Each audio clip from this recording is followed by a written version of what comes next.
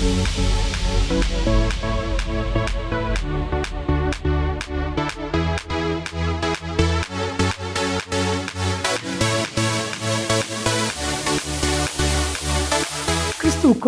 மிகவும் பிரியமானவர்களே, திருமறை தியானம் இந்த நிகழ்ச்சியை நமக்கு வழங்குகிற மதிப்பிற்குரிய டாக்டர் ரெவரண்ட் பால்ராஜ் அதிசயமணி ஐயா மும்பை பட்டணத்தில் மெத்தடிஸ்ட் திருச்சபையினுடைய போதகராய் பணியாற்றி இறைபணியை செய்தவர்கள்.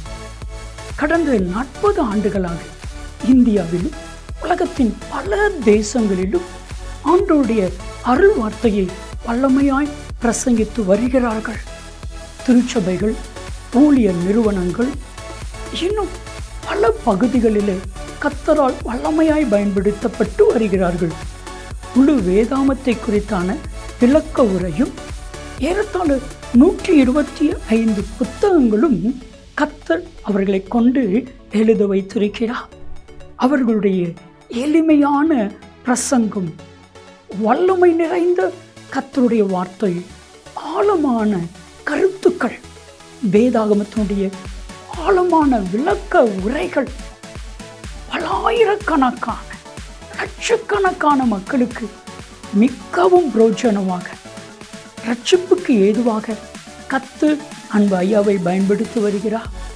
இப்பொழுதும் நமது கிராஸ் டிவியில் திருமறை தியானம் என்கிற நிகழ்ச்சியில் கர்த்தர் அவர்களை பயன்படுத்துகிறார். இந்த நிகழ்ச்சியை மற்றவர்களுக்கு சொல்லுங்க, நீங்களும் பாருங்க. கர்த்தர் அன்பு ஐயாவை வல்லமையாக எடுத்து பயன்படுத்துவார். ஆண்டவருடைய பிரசன்னத்திலே மீண்டுமாக உங்களை காணுகையில் அதிக மகிழ்ச்சி அடைகிறேன். இந்நாளிலும் உங்கள் மத்தியில் இருந்து உறவு கொள்ளவும், ஆண்டவருடைய வசனத்தை பகிர்ந்து கொள்ளவும் தருணம் கொடுத்த ஆண்டவரை துதிப்பதோடு எனக்கு வாய்ப்பளித்த உங்களுக்கு என்னுடைய நன்றியை நான் தெரிவித்துக் கொள்கிறேன். அப்போஸ்தலர் 6ஆம் அதிகாரத்திற்கு வந்திருக்கிறோம். அப்போஸ்தலர் 6ஆம் அதிகாரம் முதல் 8 வசனங்களை வாசித்துவிட்டு செய்திக்குள்ளாக நாம் செல்வோம். அப்போஸ்தலர் 6ஆம் அதிகாரம் எடுத்துக்கொள்ளுங்கள். வேதம் உங்களுடைய கையிலே, மடியிலே, மெய்யிலே இருக்க வேண்டும். நான் வாசிக்கும் பொழுது இந்த வசனங்களினூடாக நீங்கள் என்னை பின்தொடர வேண்டும். சரியா? அப்போஸ்தலர் 6. அந்நாட்களிலே சீஷர்கள் பெருகின போது கிரேக்கரானவர்கள் தங்கள் விதவைகள் அன்றாட விசாரணையில் திட்டமாக விசாரிக்கப்படவில்லை என்று எபிரேயருக்கு விரோதமாய் முறுமுறுத்தார்கள். அப்பொழுது 12 வரும் சீஷர் கூட்டத்தை வரவழைத்து, நாங்கள் தேவ வசனத்தை போதியாமல் பதி விசாரணை செய்வது தகுதி அல்ல. ஆதலால் சகோதரரே, பரிசுத்தாவியும் ஞானமும் நிறைந்து நற்சாட்சி பெற்றிருக்கிற 7 பேரை உங்களில் தெரிந்து கொள்ளுங்கள். அவர்களை இந்த வேலைக்காக ஏற்படுத்துவோம். நாங்களோ ஜெபம் பண்ணுவதிலும் தேவ வசனத்தை போதிக்கிற ஊழியத்திலும் இடைவிடாமல் தரித்திருப்போம் என்றார்கள். இந்த யோசனை சபையார் எல்லாருக்கும் பிரியமாக இருந்தது. அப்பொழுது விசுவாசமும் பரிசுத்தாவியும் நிறைந்தவனாகிய ஸ்தேவானையும், பிலிப்பையும், பிரகோரையும், நிக்கானோரையும், தீமோனையும், பர்மனாவையும், யூத மார்க்கத்து அமைந்தவனான அந்தியோகியா பட்டணத்தானாகிய நிக்கோலாவையும் தெரிந்து கொண்டு அவர்களை அப்போஸ்தலருக்கு முன்பாக நிறுத்தினார்கள். இவர்கள் ஜெபம் பண்ணி அவர்கள் மேல் கைகளை வைத்தார்கள். தேவ வசனம் விருத்தி அடைந்தது. சீஷருடைய தொகை எருசலேமில் மிகவும் பெருகிற்று. ஆசாரியர்களில் அநேகரும் விசுவாசத்திற்கு கீழ்ப்படிந்தார்கள். ஸ்தேவான் விசுவாசத்தினாலும் வல்லமையினால் நிறைந்தவனாய் ஜனங்களுக்குள்ளே பெரிய அற்புதங்களை அடையாளங்களையும் செய்தான் என்று சொல்லி நான் வாசிக்கிறோம். ஆதி திருச்சபை உருவானது அப்போஸ்தலர் 2ஆம் அதிகாரத்திலே. அது வளர்ந்து கொண்டே இருந்தது. அது 12 இருந்தது, 120 மாறி 3000 திகழ்ந்து 5000 வளர்ந்து சீஷர் தொகை மிகவும் பெருகிற்று என்று சொல்லி வேதத்திலே நான் வாசிக்கிறோம். 7ஆம் வசனத்திலே தேவ வசனம் விருத்தி அடைந்தது. சீஷருடைய தொகை எருசலேமில் மிகவும் பெருகிற்று.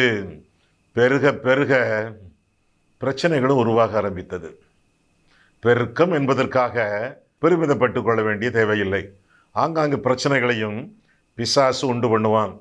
திருச்சபையை கலைப்பதிலே, கொலைப்பதிலே அவனுக்கு அவ்வளவு நாட்டம். ஆண்டவராகிய தேவனுடைய கிருபையினாலே சபையானது அன்பிலும், அறிவிலும், ஆஸ்தியிலும், ஆள் எண்ணிக்கையிலும், அருட்பணியிலும் பெருகி வளர்ந்து கொண்டிருக்கும் பொழுது பிசாசானவன் சும்மா இருப்பானா?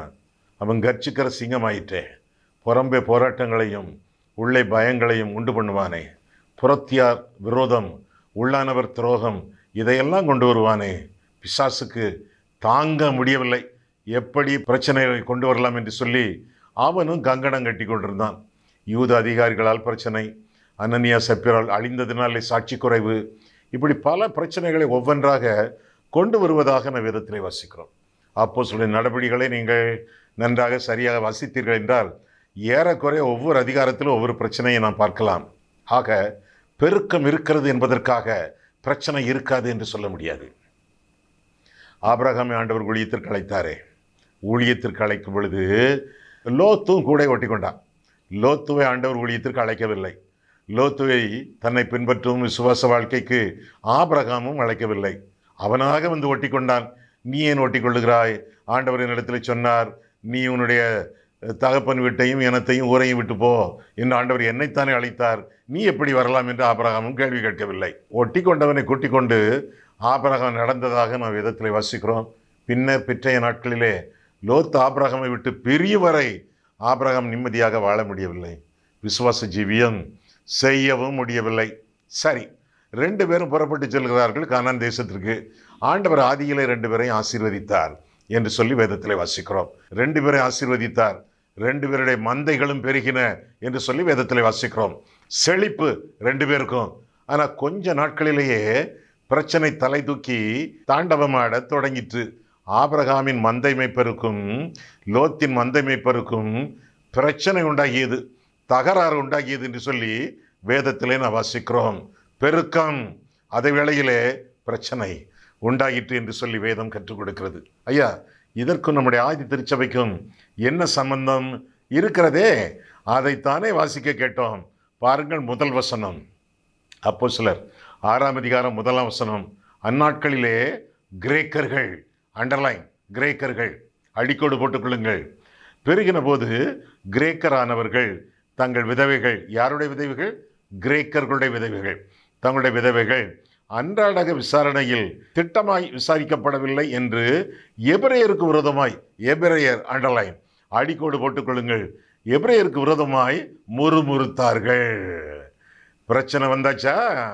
ஒரு பெரிய கூட்டம், ஒரு பெரிய சபை, ஆதி திருச்சபை, அதில் பெரும்பான்மையான மக்கள் எபிரேய மொழி பேசக்கூடிய யூத கிறிஸ்தவர்கள், பெரும்பான்மையினர், மெஜாரிட்டி. இன்னொரு கூட்டம் கிரேக்கரானவர்கள், சிறுபான்மையினர் என்று அவர்களை குறித்து சொல்லலாம். யார் இந்த கிரேக்கர்கள்? இவர்களும் ஒரு காலத்தில் யூதர்கள் தான், ஆனால் சிறுபான்மையினர், கிரேக்க மொழி பேசக்கூடியவர்கள், ஆங்காங்கே சிதறப்பட்ட இடங்களிலே வாழ்ந்தவர்கள், ஆண்டவராகிய இயேசு கிறிஸ்துவை அறிந்து கொண்டு ஆதி திருச்சபையிலே சேர்ந்தவர்கள். 2 கூட்ட மக்கள். ஒன்று பெரும்பான்மையினர் எபிரேயர்கள், எபிரேய மொழி பேசக்கூடிய கிறிஸ்தவர்கள், எபிரேய கிறிஸ்தவர்கள். அடுத்தது சிறுபான்மையினர், கிரேக்க மொழி பேசக்கூடிய சிறுபான்மையினர். ஒரு வகையிலே யூத கிறிஸ்தவர்கள், எபிரேய கிறிஸ்தவர்களுக்கு இவர்கள் ஏறக்குறைய புறஜாதிகள். 2 விதமான கூட்டங்கள் அங்கே இருந்ததாக நாம் பார்க்கிறோம். ஒன்று எபிரேய கிறிஸ்தவர்கள், அடுத்தது கிரேக்க கிறிஸ்தவர்கள். என்ன பிரச்சனை? கிரேக்க கிறிஸ்தவர்கள், சிறுபான்மையினர், தங்கள் விதவைகள் சரியாக விசாரிக்கப்படவில்லை என்று கண்டு முறுமுறுக்க ஆரம்பித்தார்கள் என்று சொல்லி வேதம் நமக்கு கற்றுக் கொடுக்கிறது. பிரச்சனைகள் உருவாகியது. என்னென்ன பிரச்சனைகள்? ஒரு பிரச்சனையிலே பல பிரச்சனைகள் இணைந்து காணப்பட்டன. ஒன்று பெரிய எண்ணிக்கை. இப்போ 5000 பேர் ஏற்கனவே பார்த்தோமே. இப்பொழுது திரளான சீஷர்கள், இவ்வளவு பெரிய சீஷர்கள், இவர்களுக்கெல்லாம் சாப்பாடு போட வேண்டுமே. பெரிய கூட்டம், அவர்களை பராமரிக்க வேண்டும். ஆவிக்குரிய பிரகாரமாக, உலக பிரகாரமாக, பொருளாதார ரீதியிலே, உடல் சம்பந்தமாக, உறவுகள் சம்பந்தமாக பெரிய பிரச்சனைகள் உருவாக ஆரம்பித்தன. பின்ன இந்த சிறுபான்மையினர், மைனாரிட்டி, அவருடைய விதவைகள் பந்தி விசாரிப்பிலே, டைனிங் ஹால் பந்தி விசாரிப்பிலே சரியாக விசாரிக்கப்படவில்லை என்று கருதி எபிரேயருக்கு விரோதமாக, பெருங்கூட்ட மக்களுக்கு விரோதமாக முறுமுறுத்தார்கள் என்று சொல்லி வேதத்திலே வாசிக்கிறோம். பின்ன விதவைகள், பெரிய மனுஷிகள், 60 வயதிற்கு மேற்பட்டவர்கள், அவர்களுடைய முறுமறுப்பு கேட்பானேன். சரியாக உணவில்லை, சரியான உடை இல்லை, சரியாக தங்களை கவனிக்க ஆள் இல்லை, காது கொடுத்து தங்களுடைய பிரச்சனைகளை கேட்க சரியான ஆள் இல்லை, உணவு சரியில்லை, குழம்பு சரியில்லை, கூட்டு சரியில்லை, துணி துவைத்து தர ஆள் இல்லை, பலவிதமான பிரச்சனைகள். விதவைகளுக்கு பிரச்சனைகள் இருந்தது என்று சொல்லி பார்க்கிறோம். அது மட்டுமல்ல, ஆவிக்குரிய தேவைகள் இருந்தது, உலக பிரகாரமான தேவைகள் இருந்தது, சமூக பிரகாரமான தேவைகள் இருந்தது, உடல் ரீதியான தேவைகள் இருந்தது. ஆவிக்குரிய தேவைகள் என்ன? ஜெபம் நடத்துவது, ஆலோசனை சொல்வது, ஆராதனை செய்வது, பிரசங்கம் பண்ணுவது ஆவிக்குரிய தேவைகள். உலக பிரகாரமான தேவைகள் இவையெல்லாம் ஆங்கே நிலவிய பிரச்சனைகள் என்று சொல்லி பார்க்கிறோம். வெளியே ஆண்டவரை பற்றி சொல்லக்கூடிய வசனங்கள் ஆங்காங்கு இருந்தன, சபை வளர்ந்தது. உள்ளேயோ பிரச்சனை தலைவிரித்து தாண்டவமாட தொடங்கியது என்று சொல்லி அவர்களை குறித்து பார்க்கிறோம். சபை உடையுமோ? சபை 2 துண்டாக சீக்கிரமாக உடைந்து விடுமோ? இப்போ சின்ன பிரச்சனை, இப்பந்தான் ஒரு ஜுவாலை மாதிரி தோண்டி இருக்கு. இது வளர்ந்தால், வளரவிட்டால் பிரச்சனை தலை தூக்கி தாண்டவமாடி திருச்சபை 2ஆக உடையும். எப்படி உடையும்? கிரேக்க கிறிஸ்தவர்கள் என்றும் எபிரேய கிறிஸ்தவர்கள் என்றும் உடையும். பின்ன இந்த பிரச்சனைகளை சரியாக கவனிக்கவில்லை என்றால், எபிரேய கிறிஸ்தவர்கள் கவனிக்கவில்லை என்றால், பின்ன எபிரேய கிறிஸ்தவர்களின் பிரதிநிதிகள் 12 சீஷர்கள் அவர்கள் இதில் தலையிட்டு சரியாக கவனிக்கவில்லை என்றால், கிரேக்க கிறிஸ்தவர்கள் சபை உடைத்து கொண்டு தாங்களே ஒரு சபை ஆரம்பிக்க சாத்தியமாகும். அவர்களே சொல்லிவிடுவார்கள், சிறுபான்மையினராகிய தங்கள் கூட்டத்தை பார்த்து, மக்களே, சகோதர சகோதரிகளே, எங்கள் இரத்தத்தின் இரத்தமே, பிரிந்து போவோம், இந்த பெரிய சபை நமக்கு ஒத்து வராது, அவர்கள் தங்களைத்தான் மண்ணின் மைந்தர்கள் என்று சொல்லிக் கொண்டிருக்கிறார்கள், நம்மை வெளியே இருந்து வந்தவர்கள் என்று அழைக்கிறார்கள், எனவே இது நமக்கு சரிப்பட்டு வராது, பிரிந்து போவோம் வாருங்கள் என்று பிரகடனப்படுத்தி இருக்கக்கூடும். அப்பேற்பட்ட சூழ்நிலையிலே இவர்கள் இருந்தார்கள் என்று சொல்லி வேதத்திலே இவர்களை குறித்து நாம் தெளிவாக வாசிக்கிறோம். Majority, minority. பெரும்பான்மையினர் யார்? எபிரேய கிறிஸ்தவர்கள். சிறுபான்மையினர் யார்? கிரேக்க கிறிஸ்தவர்கள். அப்போ பிரச்சனைகள் ஏறக்குறைய வந்த மாதிரி ஆயிற்று, தோன்றி விட்டது. செய்ய வேண்டியது என்ன? ஆவியானவர் எப்படி கிரியை செய்து கொண்டிருக்கிறாரோ அதுபோல பிசாசானவனும் கிரியை செய்ய ஆரம்பித்து விட்டான். அவன் பழைய பாம்பாச்சே, அவன் கர்ச்சிக்கிற சிங்கமாச்சே, அவன் ஒளியின் தூதனாச்சே. விடுவானா? இருக்கக்கூடிய இடத்துல இறங்கி விளையாடத்தக்கதாக அதி உபத்திரவமான சூழ்நிலையிலே, அக்கம் பக்கத்திலே சாட்சி இல்லாத ஒரு சூழ்நிலையிலே, புறஜாதிகளுடைய நெருக்கடியான சூழ்நிலையிலே, பின்ன யூத மக்களுடைய பொட்டி மனப்பான்மை பொறாமையான சூழ்நிலையிலே இப்பொழுது அரசியல் தொடங்கிவிட்டது. ஆதி திருச்சபையிலே உள்ளான அரசியல் புகுந்து விட்டது. என்ன அரசியல்? எபிரேய கிறிஸ்தவர்கள், யூத கிறிஸ்தவர்கள் பிரச்சனை தொடங்கி விட்டது என்று சொல்லி இந்த பகுதியிலே வேதத்திலே நாம் தெளிவாக வாசிக்கிறோம். பிரச்சனைகள் தொடர்ந்து விட்டது. விதவைகள் சரியாக பராமரிக்கப்படவில்லை. எப்படி பராமரிப்பது? பெரிய பிரச்சனையாச்சே. விதவைகள் பக்கத்தில் உட்கார்ந்து அவர்களை பராமரிப்பது என்பது லேசான ஒரு காரியமா? அது ஒரு போர் அடிக்கக்கூடிய ஊழியமாச்சே. அவர்களை எப்படி கவனிப்பது? யார் கவனிப்பது என்றெல்லாம் குழப்பமான ஒரு சூழ்நிலை. ஆமா, உங்க வீட்டில் விதவைகள் இருக்காங்களா? உங்க குடும்பத்தில் விதவைகள் இருக்காங்களா? உங்கள் நண்பர் வட்டாரத்தில் விதவைகள் இருக்காங்களா? அவங்கள கவனிக்கிறீங்களா? அவங்கள பராமரிக்கீங்களா? அவங்களுக்கு வேண்டிய ஏதாவது ஒரு நன்மையை நீங்க செய்றீங்களா? விதவைகளை பராமரிக்கீங்களா? இல்ல இது ஒரு பெரிய தலைவலி என்று சொல்லி அவங்கள ஒதுக்கி வைக்கீங்களா? எங்கேயாவது அனுப்புறீங்களா? அல்லது தனி ஒரு வீடு பார்த்து அவங்களுக்கு கொடுத்து அவங்களுக்கு வேண்டிய ஒரு தொகையை, ஒரு சின்ன தொகையை கொடுத்து உங்க பாடு நீங்களே பார்த்துக்கிடணும் அப்படி சொல்றீங்களா? அல்லது முதியோர் இல்லத்துல அவங்களை கொண்டு விட்டுட்டு வந்து வாழாம இருக்கீங்களா? எப்படி இருக்கீங்க? விதவைகள் பராமரிப்பது என்பது ஒரு வேலை அல்ல, அது ஒரு ஊழியம் என்று சொல்லி வேதத்திலே பல இடங்களிலே நாம் பார்க்கிறோம். உபாகமம் 14ஆம் அதிகாரத்திலே, 19ஆம் அதிகாரத்திலே, உபாகமம் 16ஆம் அதிகாரத்திலே, 26ஆம் அதிகாரத்திலே பல இடங்களிலே விதவைகளை பராமரிப்பது என்பது ஊழியம் என்ற கருத்தை பார்க்கிறோம். இங்க ஆதி திருச்சபையில கூட அதை ஒரு ஊழியமாக அவர்கள் கருதினதாக நாம் பார்க்கவில்லை. எப்படி பார்க்கவில்லை? 2ஆம் வசனத்திலிருந்து பாருங்கள். அப்போஸ்தலர் 6:2 முதல். அப்பொழுது 12 சீஷர் கூட்டத்தை வரவழைத்து, நாங்கள் தேவ வசனத்தை போதியாமல் பந்தி விசாரணை செய்வது தகுதியல்ல. ஆதலால் சகோதரரே, பரிசுத்தாவியும் ஞானமும் நிறைந்து உங்களில் நற்சாட்சி பெற்றிருக்கிற 7 பேரை உங்களில் தெரிந்து கொள்ளுங்கள். அவர்களை இந்த ஊழியத்திற்காக, ஊழியத்திற்காக என்றா போட்டிருக்கு, வேலைக்காக. நாங்கள் செய்வதுதான் ஊழியம். ஜபம், வேதவசனத்தை பிரசங்கிப்பது, இது ஊழியம். இது மற்றது விதவைகளை பராமரிப்பது வேலை. அவர்களை சொல்லிவிட்டார்கள். விதவைகளை பராமரிப்பது ஊழியம் என்ற கருத்தை வேதத்திலே பல இடங்களிலே நாம் தெளிவாக வாசிக்கிறோம். விதவைகளை பராமரிப்பது சாதாரண வேலை அல்ல. அது கர்த்தருக்கு மகிமையான பெரிய ஊழியம். அவர்களை கவனிக்க வேண்டும், அவர்கள் சொற்களை கேட்க வேண்டும், அவர்களை கொஞ்சம் அங்கே இங்கே தடவி கொடுக்க வேண்டும், அவர்களுக்காக ஜெபம் பண்ண வேண்டும், அவர்களுடைய குறைகளை விசாரிக்க வேண்டும், வாய்க்கு ருசியாக, வயிற்றுக்கு திருப்தியாக அவர்களுக்கு உணவுகள் வழங்க வேண்டும், ஒருவேளை அவர்களை குளிப்பாட்ட வேண்டும், கைகால்களை பிடித்து அமுக்கி கொடுக்க வேண்டும், அவர்கள் கண்ணீரை துடைக்க வேண்டும், வேத வசனங்களை அவர்களுக்கு வாசித்து காட்ட வேண்டும். எத்தனை ஊழியங்கள்! யார் அதை செய்வார்கள்? எப்படி இந்த பிரச்சனைகள் தீரும்?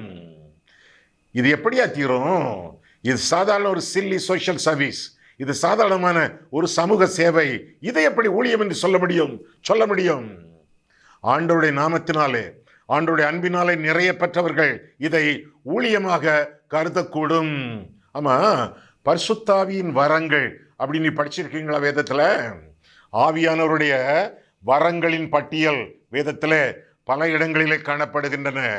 ரோமர் 12, 1 கொரிந்தியர் 12, எபேசியர் 4, 1 பேதுரு 4, 4 இடங்களிலே ஆவியின் வரங்களை பற்றிய பட்டியலை விளக்கமாக பார்க்கிறோம். அப்படிப்பட்ட விளக்கங்களிலே ஒரு விளக்கம் 1 கொரிந்தியர் 12ஆம் அதிகாரம் எடுத்துக்கொள்வீர்களா? 1 கொரிந்தியர் 12 ஒரு ஊழியத்தை பற்றி, ஒரு ஆவிக்குரிய வரத்தை பற்றி சொல்லப்பட்டிருக்கிறது. ஆவிக்குரிய வரம் என்று சொன்ன உடனே தீர்க்க தரிசனம் ஞாபகத்துக்கு வருகிறது, பற்பல பாஷைகளை பேசுகிறது ஞாபகத்துக்கு வருகிறது, அற்புத ஊழியங்கள் செய்வது ஞாபகத்துக்கு வருகிறது. இப்படித்தான் ஞாபகத்தில் வருது. ஒரு ஊழியம், அது நமக்கு ஒரு ஊழியமாகவே கருதவில்லையே. அது என்னது? 1 கொரிந்தியர் 12 எடுங்கள். 1 கொரிந்தியர் 12, 28 முதல்.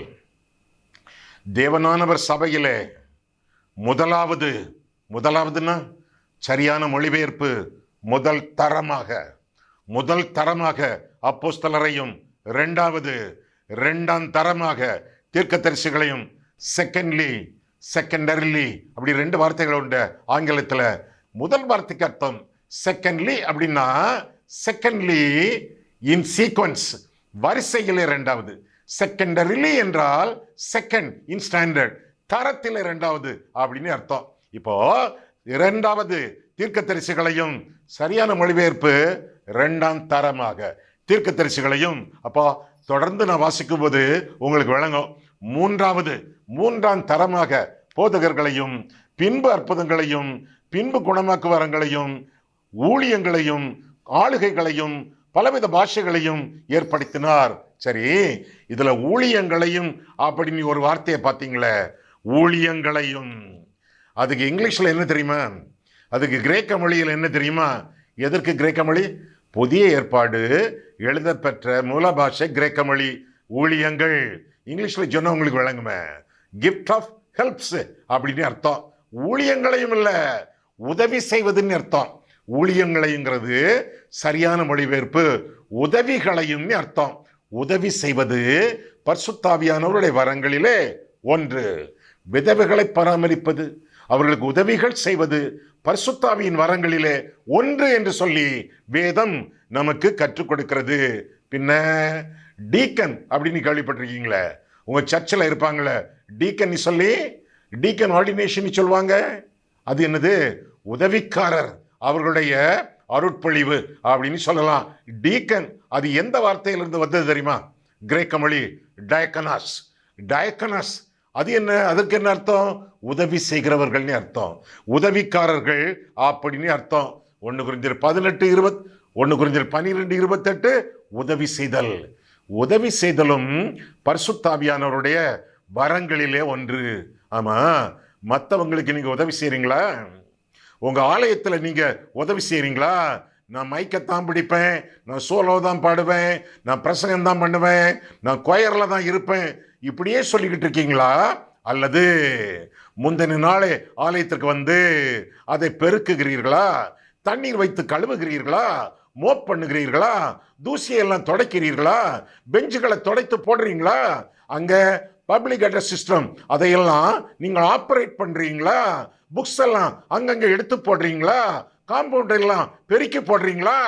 உதவிகள், கிஃப்ட் ஆஃப் ஹெல்ப்ஸ், உதவிகள் பரிசுத்த ஆவியானவருடைய வரங்களிலே ஒன்று என்று சொல்லி வேதம் நமக்கு கற்றுக் கொடுக்கிறது.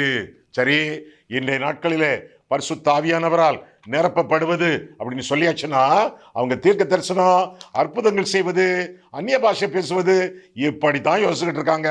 ஆனா வேதத்துல ஒரு சிலர் ஆவியினால் நிரப்பப்பட்டவர்கள், எல்லாரையும் சொல்ல முடியாது, ஒரே ஒரு ஆளை மட்டும் இன்றைக்கு காண்பிக்கிறேன், மற்றவங்களை பிறகு காண்பிப்பேன். ஆமா, பெசலேயல் நீ கேள்விப்பட்டிருக்கீங்களா? யாரையாது? அவர் எந்த ஊழியக்காரர், எந்த ஊர்க்காரர்? பைபிள்ல இருக்கார் அவர். யாத்திராகமம் 31 அதிகாரம் பாருங்க.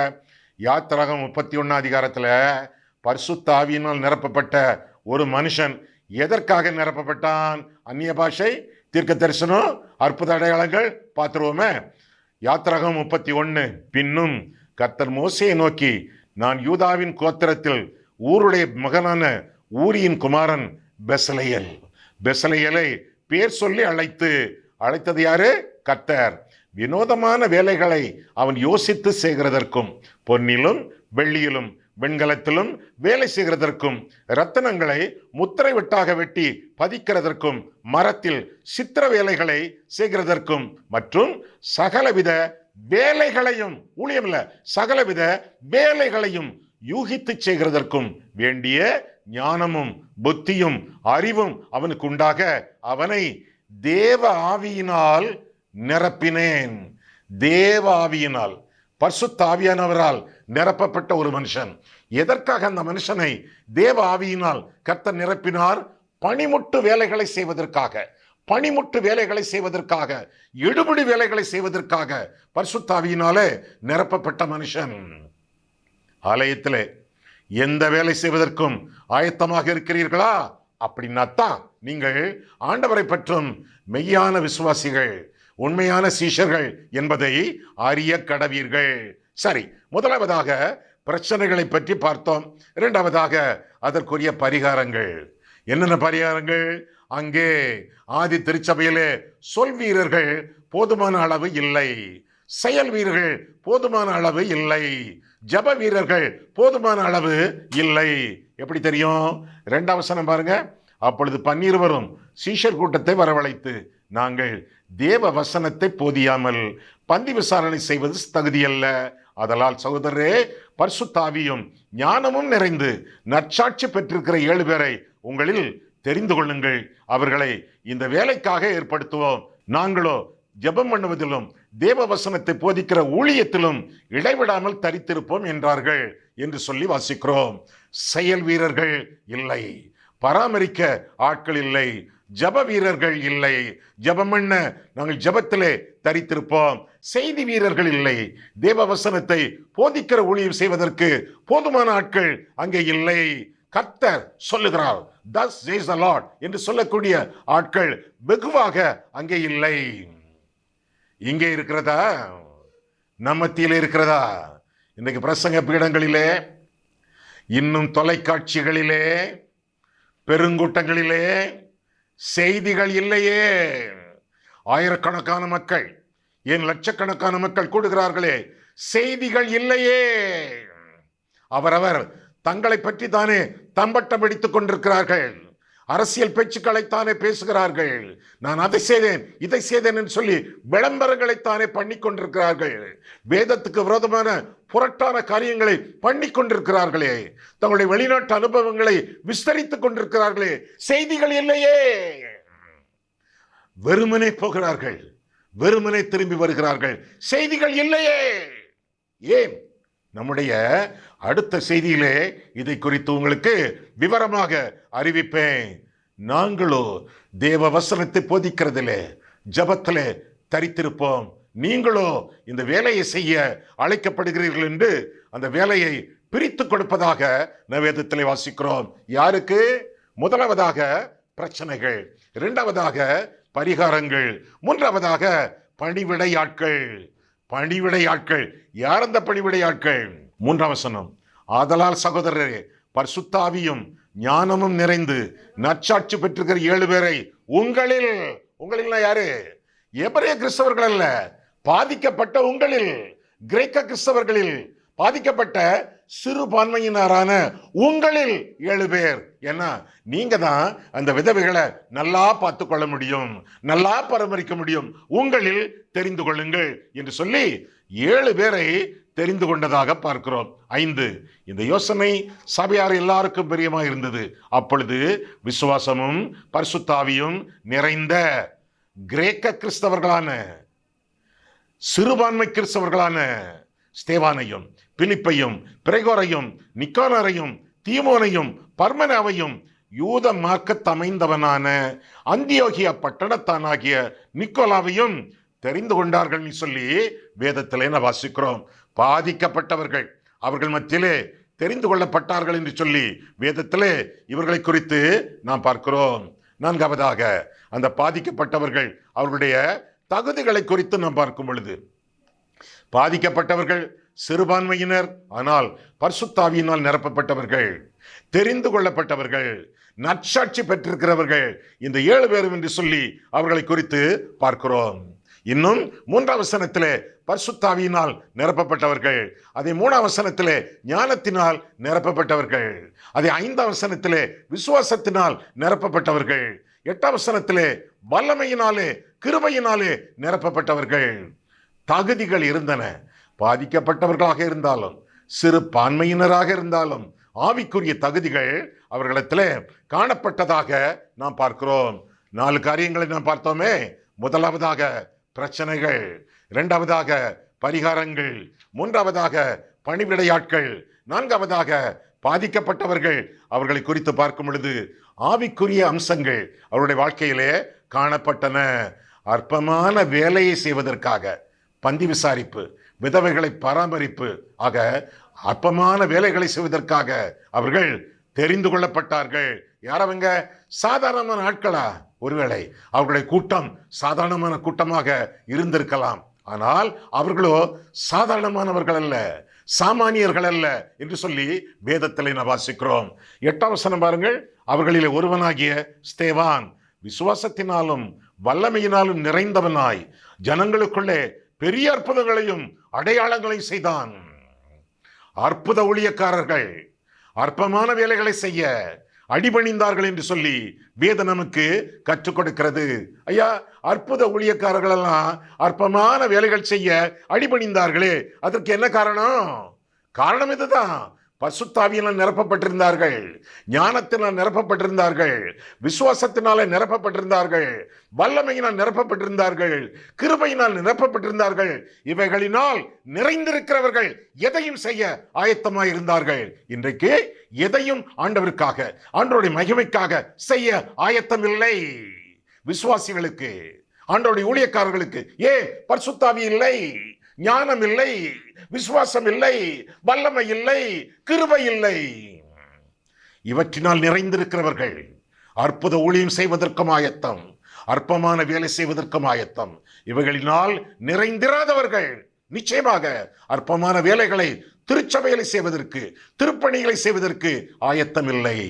ஆயத்தத்தோடு ஆண்டவருடைய சித்தத்திற்கு அடிபணிந்து இவர்கள் ஊழியத்திற்கு தங்களை ஒப்புவித்ததினாலே அவர்களுடைய பிரச்சனைகள் எல்லாம் நீங்க பெற்றார்கள் என்று சொல்லி வேதத்திலே வாசிக்கிறோம். பிரதிபலன்கள் என்ன? முதலாவதாக பிரச்சனைகள், இரண்டாவதாக பரிகாரங்கள், மூன்றாவதாக பணிவிடைக்காரர்கள், நான்காவதாக பாதிக்கப்பட்டவர்கள், இறுதியாக பிரதிபலன்கள். என்ன நடந்தது?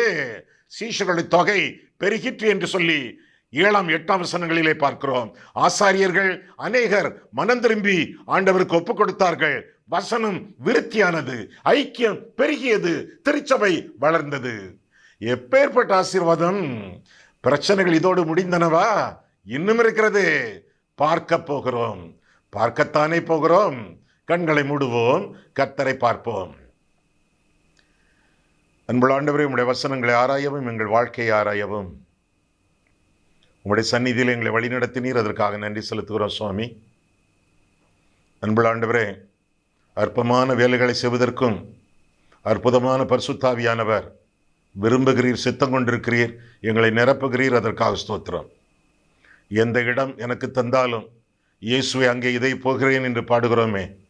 எந்த வேலை நீர் கொடுத்தாலும் அந்த வேலை உம்முடைய நாமத்தின் மகிமை, உம்முடைய இருதயத்திற்கு மகிழ்ச்சி என்பதை கருதி எதையும் ஆண்டவருக்காக செய்ய எங்களுடைய இதயத்தை, எங்களுடைய இரு கரங்களை ஒப்புக் கொடுக்கிறோம். ஆசீர்வதித்து உம்முடைய நாமத்தை உம்முடைய சபையிலும் சமூகத்திலும் நாங்கள் மகிமைப்படுத்த எங்களுக்கு உதவி செய்யும்.